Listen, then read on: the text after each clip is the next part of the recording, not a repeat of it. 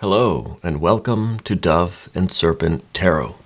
My name is Paul, and this is a one-card reading for the new energetic cycle of readings on this channel, which begin every Monday and Friday.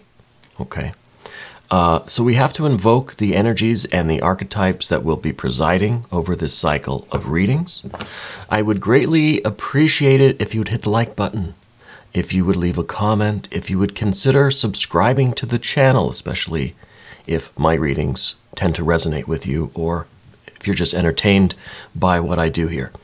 If there's anything you would like me to pray over, or meditate upon, or send positive energy toward, please let me know, okay? So first, let's do our Jing card. We're going to remove, let's remove all of these. Let's remove the Jing card. We'll remove the THOTH card. We'll remove the Lotteria card. And first we'll start with the Jing. Eventually I want to start doing either the yarrow stalks or the bead method to select our hexagram for the cycle, right? But for now we'll use these cards, which I actually really like the cards. It's not very traditional, right? So, for the Jing energy presiding over the next few days, this energetic cycle of readings is... I haven't had that one in a while. The number one, the very first hexagram, the creative force, or heaven, or the dynamic. From the source, creating success, constancy bears fruit. This is the... this is the source. This is the creative impulse itself, right? And on the back it says, pure creative spirit flows through all people and events. And inspiration wants to be realized and moved toward manifestation. Welcome its momentum and find ways to work with this vital energy. Sustain a constant two-way flow between source and action. Be true to your initial intent and align your choices with this original vision to yield positive results. And the question for the next few days, how can you liberate creative energy in what wants to be created? So this is going to be the underlying theme for this cycle of readings, and it'll be interesting to see how the readings do kind of relate to that idea, right? Now let's do the Lotteria card, and I'll admit that I don't have a working knowledge yet of the Lotteria cards, which these are basically Mexican bingo cards, but they all have images kind of like a tarot deck, right? So I've really been enjoying the images, though I still have to study the riddles. There's a riddle that goes with each one, right? And through the riddle there is a lesson. So we will select this one.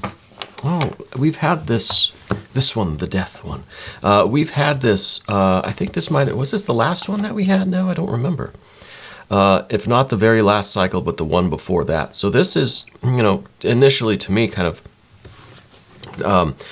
it associates with the death card, obviously, of the tarot, which is kind of what is in our life that needs letting go of? What is the dead end? What is the poison in our lives that maybe is preventing this creative force from flowing, right? So it could be that we are limiting ourselves through something that we're attached to, and we may have to let something go in order to free up this creative force. Okay. Now let's do the THOTH energy. This is elemental energy. The 5 elements and their sub-elements, so there's 25 possible combinations. We have the earth of fire. This is kind of a Princess of Wands energy. And this is, I think that this is a way, really, if we look at it in terms of this creative force, this is us really finding ways to take the creative force that's all around us and concentrate it into a center, concentrate it into the kind of the impulse for action. It's using the energy all around us. You see, the earth element is surrounded by all of that fire energy. So it's the fire energy around us. It is the environment. It is spirit. It is the universe around us. That is that creative force, and it's concentrating in us for us to then act on that and manifest that energy in our own very special and unique way. Right? Very, very nice. Everything kind of goes together here.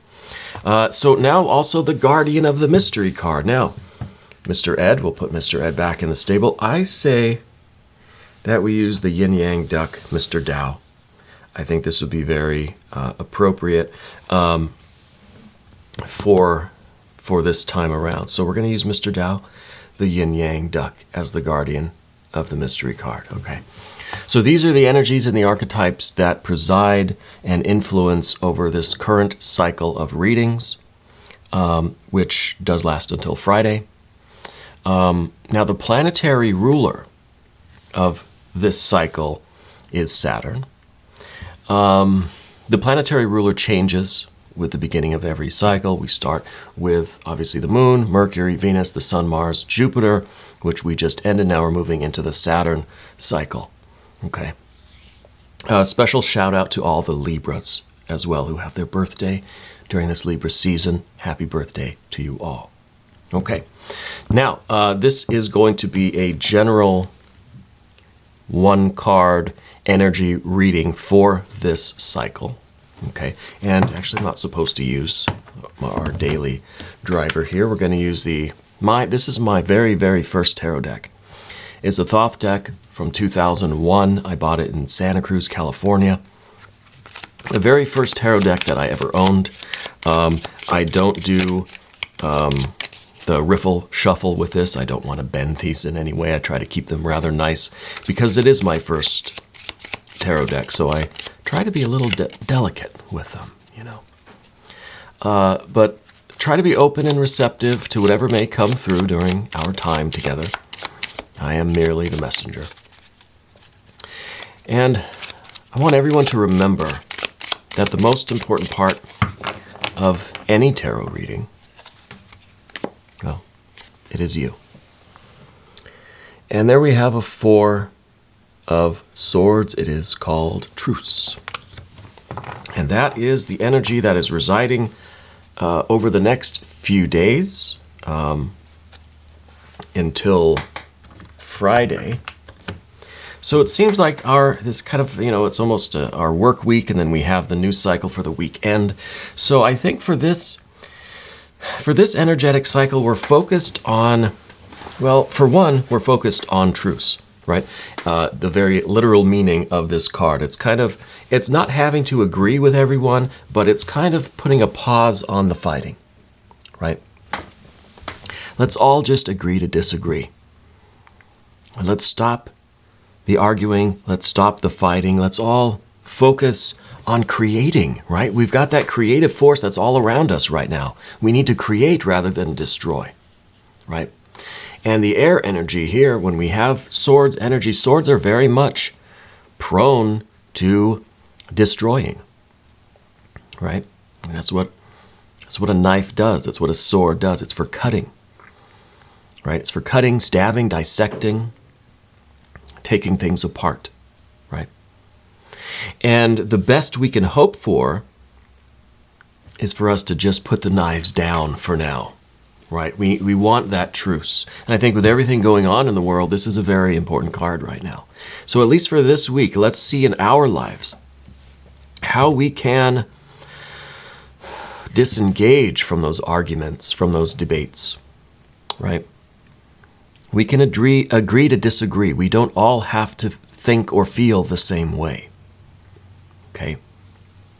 Or let's at least try to put some of our intellectual effort towards collaboration. It's like we're going to stop fighting right now, maybe temporarily, so that we can all come together and create something that's going to benefit everyone, right?